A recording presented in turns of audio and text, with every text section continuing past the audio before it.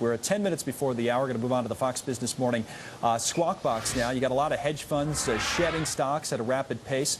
Many firms cutting their equity positions in the third quarter as the markets collapse, and the selling continues now in the fourth. So what does it all mean for the everyday investor? Ashley and I are joined by Joe Checkler of Dow Jones Newswires to talk about that. How about it, Joe? What does it mean that these hedge funds have obviously been taking a hit here? What does it mean for everyday investors? Well, for everyday investors, hedge funds have been selling, and as I saw the other day, the third quarter filings came out, and hedge funds did massive selling, as we could have expected in the third quarter. And what that's going to do to regular investors is they're going to be holding stocks that they've had for a long time, and they're going to see, you know, the hedge fund selling was massive. It's going to push those stock prices down. Those investors are going to be affected because they have nothing, you know, they're holding a stock that's been sold out massively by a lot of hedge funds. Yeah, we've seen it, Ashley, right? I mean, that's a market story we've been covering, it seems like, forever now, this hedge fund liquidation.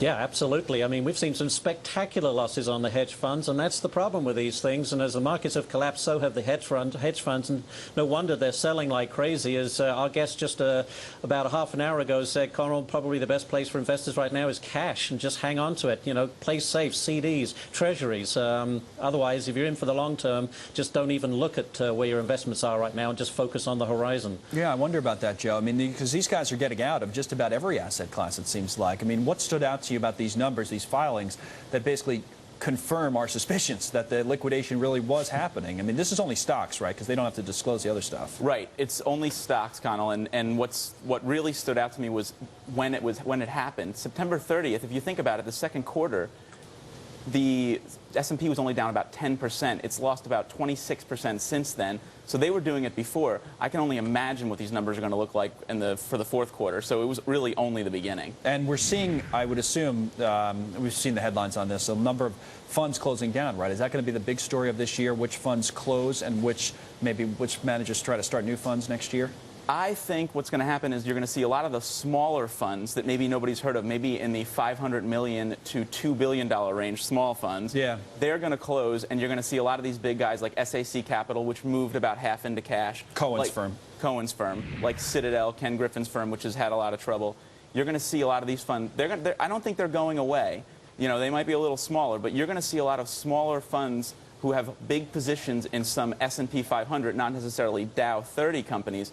They're going to get into trouble. They're going to close down, and what's going to happen is they're going to sell out of stocks that a lot of regular investors hold, and you're going to see a lot more, you know, downward action. That's the effect. That's what people need to keep in mind, right, Ashley? I mean, you talk about people having, you know, they might say, oh, my money's in a pension fund, but they could be affected by the selling in the hedge funds just because of the liquidation that sends the market down, and that's happened so many days. Yeah.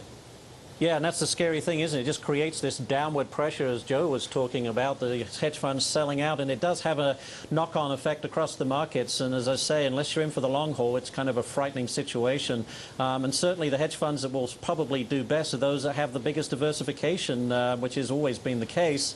But some of those smaller ones that don't have that diversification are really exposed. Yeah, which of these funds talked about Stephen Cohen, and you brought up Ken Griffin, some very well-known managers that, you know, we saw the testimony that was happening on Capitol Hill with some of these guys. Who's set up to be a winner in all this? I would say there's a couple funds that look to do some buying in the third quarter. Eric Mindage's Eton Park Capital Management, and your activist investors with very concentrated portfolios like Bill Ackman at Pershing Square. Right. He's trying to make some changes at Target. They buy at pretty low prices, and all of a sudden, you know, a year from now, their investments could look pretty good, and they could be buying more. That's very interesting. Joe, thanks for coming in this morning. We appreciate it. Thanks Those are interesting numbers because they confirm what we thought was happening. All right. Ashley, that does it for us. Another morning. Jen is back tomorrow. Another morning of Fox Business.